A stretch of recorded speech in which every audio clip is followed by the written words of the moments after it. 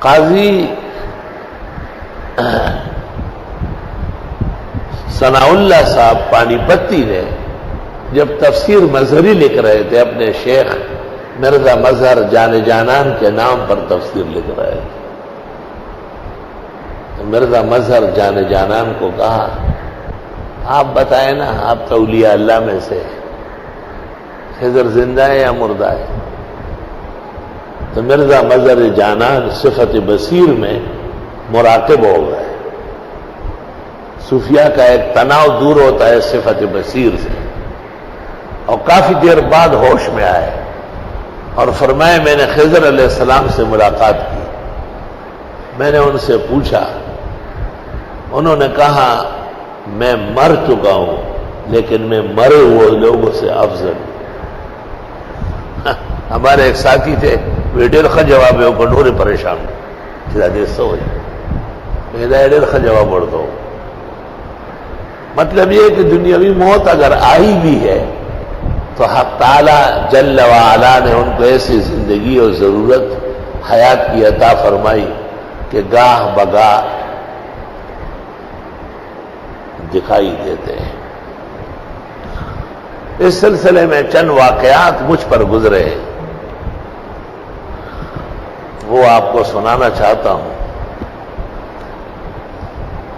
سب سے پہلے واقعہ یہ تھا کہ میرے جو بھائی زمین پر تھے، جو پہلے سے یہاں لوگ رہ رہے وہ جانتے ہیں، 2 سال پہلے 1 سال پہلے مر گئے، اس کو سانپ نے ڈسا تھا، اور ہم ایک جگہ لے جا رہے تھے جہاں پر سانپ کے ڈسے کو دم کیا جاتا ہے۔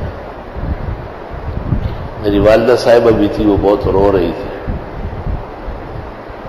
بس کو رکوایا ایک مسافر نے، اور نیچے اترا ایک آدمی، اور اس نے میری والدہ کو کہا کہ اماں آپ مجھے 3 دفعہ کہے کہ اس کو دم کریں، اور پھر اس نے دم کرنا شروع کر دیا، اور میرے بھائی کو کہا سیدھا واپس گھر جاؤ، سکورتا نہیں اس مار نیچے ختم دیا، وہ بالکل ٹھیک ہو گیا، یہ اکھڑاس پانے میں بس واپس گئی چھتا درگاہ لڑ نشی فقیر بابا دروان التا دم دیر مشہور درا گئی۔ یہ ایک واقعہ تو اس زمانے میں جب اسکول پڑھتا تھا، اور بھائی کو چونکہ سامنے ڈسا تھا، وہاں ایک مزار ہے فقیر بابا علیہ الرحمت، وہ عام مزار ہے جیسے قبر ہوتی ہے، درخت کھڑے ہیں وہاں، ٹیلا میلا کچھ نہیں، کچی قبر ہے۔ ان کے جو بزرگ ہیں آس پاس وہ دم کرتے ہیں، اور اس سے آرام ہو۔ اس نے کہا پریدئی فقیر بابا نور فقیران نہ کھولے زئی کھولتا۔ دوسرا، یہ مینار ہم اس طرف بنا رہے تھے اور کنواں ادھر کھود رہے تھے، اور ہم بہت پریشان تھے۔ تو ایک آدمی آیا، مجھے کہتا ہے میں تمہیں جگہ بتاتا ہوں، یہاں کھودو میٹھا پانی نکلے گا، اور تم تو خود لوگوں کو کہتے ہو کہ مینار مسجد کی دائیں طرف ہو، محراب سے دائیں بائیں طرف، کیونکہ اس میں اذان ہوگی اور اذان خان ہمیشہ محراب سے بائیں طرف ہوتا ہے، یعنی مؤذن یہاں نہ ہو، یہاں کھڑا ہو، الا ان یؤذن عند الخطیب باذان الثانی، وہ علیحدہ ہے، وہ بین الیدین الخطیب ہے۔ اس کے علاوہ جو 5 وقت اذان ہے، سنت طریقہ یہ ہے کہ مسجد کے اندر بائیں طرف ہو۔ تو مینار ادھر کر دیا ہم نے، اور کنویں کی جگہ اس نے بتائی، وہاں ہم نے کھدائی کی، پانی میٹھا شیرین نکلا۔ لیکن جس وقت وہ آدمی روانہ ہو گیا تو میں طالب علم بعد الظہر میں یہاں سے نکل کے اس طرف گیا، تو میں طلباء سے کہتا ہوں کہ اس آدمی کو لے آؤ نا واپس، چائے وائے پلاتے ہیں، اتنا پیارا مشورہ دیا۔ طلباء مجھے دیکھ رہے حیران ہو رہے، ایک دوسرے کو کہتے ہیں کہ حضرت کو کوئی اثر ہوا ہے۔ وہ یہ سمجھتے تھے کہ کوئی آدمی نہیں ہے، میں دیکھ رہا ہوں کہ وہ سامنے غائب ہو گئے۔ میری غلطی یہ تھی کہ مجھے خود دوڑنا چاہیے، اس وقت صحت مند تھا، دوڑ دھوپ جانتا تھا۔ آدمی نکل گیا، برکات سب اس کی قائم دائم رہی۔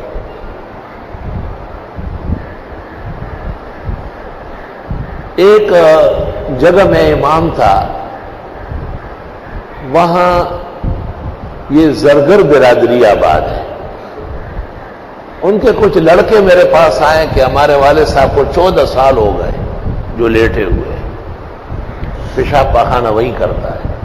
پورے گھر میں انسانی غلاظت کی ایک تعفن ہے،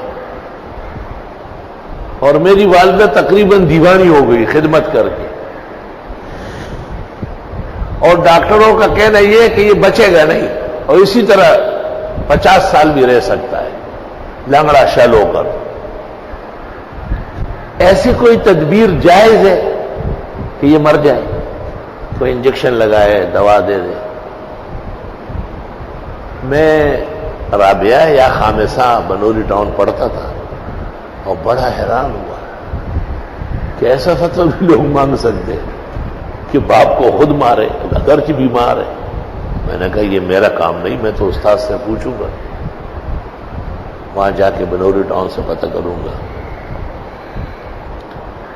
تو میری ایک عادت ہے کہ کچھ اور باتیں بھی کر لیتا ہوں. میں نے کہا کاش کہ کوئی دنیا میں قابل عامل ہوتا، اس کا کام تھا اس کو اٹھانا. جب علاج معالجہ کام نہ کرے تو عملیات کام دکھاتی ہے، لیکن افسوس کہ عاملین میں انسان کا بچہ نہیں ہے اور سارے الو کے پٹھے. اس طرح کوئی دو چار برا بلا کہا. میں اس لڑکے سے بات کر رہا ہوں اور ایک مہمان آیا اور سامنے وضو خانے میں اس مسجد میں بیٹھ گیا اور وضو نہیں کر رہا ہے، مجھے دیکھ رہا ہے. جب وہ لڑکا نکل گیا تو وہ وضو کر کے میرے پاس آئے سے ہاتھ جھاڑتے ہوئے. مجھے کہتے ہیں کیا ہو گیا، بہت ناراض ہو؟ سارے حامل تو ایک جیسے نہیں، کوئی اچھا والا بھی ہوگا. میں نے کہا کبھی دیکھا نہیں، دیکھوں گا تو معافی مانگوں گا، آئندہ ایسا کہوں گا ہی نہیں. اس لڑکے نے کیا کہا؟ میں نے تقریر کی، گھر معلوم ہے. میں نے کہا چند باتوں کی پابندی کر سکیں گے؟ میں نے کہا بالکل، جو آپ کہیں گے کروں گا. کہ پہلی بات یہ ہے کہ اس گھر میں جب جائیں گے، جب تک میں بیٹھوں گا اس وقت تک نہ کوئی چلے گا قدم لے گا، اور نہ کھانا پینا، اور نہ شربت، نہ چائے، نہ اس کا کوئی تذکرہ ہوگا. میں نے کہا میں ان کو پابند کر لوں گا کہ جب تک یہ مہمان آپ کے والد کو دم کر رہا ہے، خبردار کے کھانے پینے کا یا کوئی فرد آیا اور گیا. دوسری بات یہ کہ تم میرا نام پتہ نہیں پوچھو گے، مجھے کہہ رہے ہیں. تیسرا یہ کہ آپ وہاں بیٹھے رہیں گے، جب میں حدود سے نکل جاؤں گا تو آپ اٹھیں. تو مجھے کہا کوئی بے ادبی تو نہیں ہوئی، ان میں کوئی خلاف شرع بات ہے؟ میں نے کہا نہیں. تو قرآن شریف لے آیا، مجھے کہا اس پہ ہاتھ رکھ کے کہا ہے. جب قرآن شریف لے آیا نا تو میں نے پیشانی پیٹی. میں نے کہا سوک صاحب اقتدار بلا شاید دیکھو پورا طاقت ہے وہ سر دیکھو کوئی دے رہا ٹول کار دے اس کا ہی اور زی اتڑا لگ بالکل. اس قرآن پہ ہاتھ رکھے. میں نے ہاتھ رکھا. کائے کے لیے ہاتھ رکھا ہے؟ میں نے کہا جب تک آپ وہاں تشریف فرما ہوں گے تو نہ کوئی کھانا پینا آئے گا، نہ کوئی چائے شربت کا پوچھے گا، نہ کوئی فرد بشر آئے گا، کوئی قدم نہیں لے گا. دوسرا یہ کہ میں آپ کے نام پتہ نہیں پوچھوں گا. اور تیسرا یہ کہ جب تک آپ غائب نہ ہوئے ہو میں اٹھوں گا نہیں وہاں. پھر مجھ سے پوچھتے بے ادبی تو نہیں، آپ خفا تو نہیں ہوئے؟ یہ تو آپ کو عجائب دکھانے کے لیے ہو رہا ہے. مجھے کہ چلے؟ چلے. قریب جگہ تھی، 5-10 منٹ میں ہم وہاں پہنچ گئے. اس کے بیٹوں کو بلایا باہر. میں نے کہا اور کون کون ہے گھر میں؟ کہا امی ہے. میں نے کہا سب بات سنو میری. یہ ساری باتیں ان کو ایک ایک کر کے بتائی اور ہم اندر داخل ہو گئے. جب اندر داخل ہوئے تو وہ ایسے پنجوں پہ ہو گیا اور اس کو کہتے ہیں یہ کونا توڑو، یہ کونا توڑو. ہر کونے سے کمبل نکلتا ہے، اس میں سڑا ہوا گندا گوشت کا پھینکو باہر. اور جب میں نہیں دیکھتا ہوں تو میری طرف دیکھتا ہے ایسا.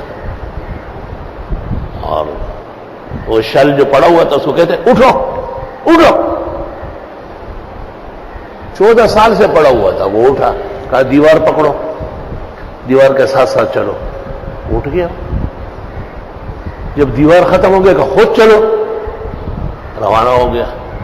اس کے بیٹے کو کہا تولیہ, صابن, جوڑا لے جاؤ, کپڑا, مسجد میں نہلا کے اور 2 رکعت پڑھوا کے حضرت کی مسجد میں وہ یہاں لے آؤ. وہ چلا گیا. میں بیٹھا ہوا ہوں, یہ بھی بیٹھا ہے. 15-20 منٹ میں واپس آ گئے. مجھے کہتے ہیں کوئی طاقتور خیر کا عامل نظر آیا؟ میں نے کہا بالکل. میں رونے لگا. میں نے کہا آپ نے بہت زیادہ احسان کیا لیکن مجھے بالکل باندھ دیا. ایس جیسے بہت غلام آپ کے پیروں میں ہوں گے. یہ ایک تھوڑا ہی ہے, دیکھیں ذرا آپ دم میں نبھا دینا. وہ یہ ایک تھوڑا ہی ہے, ایسے خدا کے بہت بندے ہوتے ہیں. یہ آپ کو دکھانا چاہتا تھا میں. اور بس آخری مجھ سے ہاتھ ملایا اور میرا سینہ چھوما اور مجھے کہا میرے سر پہ ہاتھ رکھو. کہا آپ درس حدیث دیں گے, تفسیر دیں گے. اس وقت کوئی اس قسم کا نظام نہیں. رابعہ کا طالب علم تھا. یا آپ مجھے یاد رکھیں گے, آپ زبردست حافظے کا مالک ہیں اور بہت فائدہ ہوگا امت کو. میں زار و قطار ہوتا ہوا وہاں کچھ بیٹھا رہا. پھر جب یقین ہوا کہ وہ نکل گیا, واپس آیا. شام کو دنیا جمع ہو گئی, جتنے لنگڑے ہیں کراچی کے پلنگوں میں ڈال کے لا رہا ہے. میں رخ شاہی منا خار بچو ماں سے ٹیکا اسی طرح سے گڑیانوں سے رخ شاہی کے لڑ گئے بسراڑو. اس لیے مجھ سے تو ایک قابل قدر ہستی نکل گئی تھی. بہت غمگین تھا. استاد محترم مفتی ولی حسن نے کہا کہ میری بھی ایک بہت قیمتی خاتون بیمار ہے, سنا ہے آپ. میں نے کہا حضرت اس کا سننا ہی بھیانک ہے. میں کسی دن عرض کروں گا, مجھے معاف فرمائیں. تو میرا اپنا خیال یہ ہے کہ یہی خضر مختلف رنگوں میں ہے. یہ دنیا کے اعمال کی وجہ سے نہیں ہو سکتا ہے. اتنا جھٹ پٹ اور اتنے طاقت کے ساتھ ظاہر کرنا. اللہ رب العالمین نے حضرت خضر کو ایسے تکوینیات کے خزائن دیے ہیں. اور ایک واقعہ اور ہے. ان دنوں میں میری ترجیح موت خضر کو ہو گئی تھی اور باقاعدہ درس کے بعد مجھ سے لڑنے آیا. مجھے کہا آپ کی شان کے لائق نہیں ہے اس طرح بات ہے. میں جی یہ تو میں نے بعض بزرگوں پہ اعتماد کیا, کل میں دوبارہ درس دوں گا اور حیات ثابت کروں گا. کہ آپ کے استاد میں کوئی ممات کا قائل تھا؟ میں نے کہا نہیں. کہا بس اسی پہ قانے رہو. میں نے کہا نہیں ہوں, وعدہ کرتا ہوں.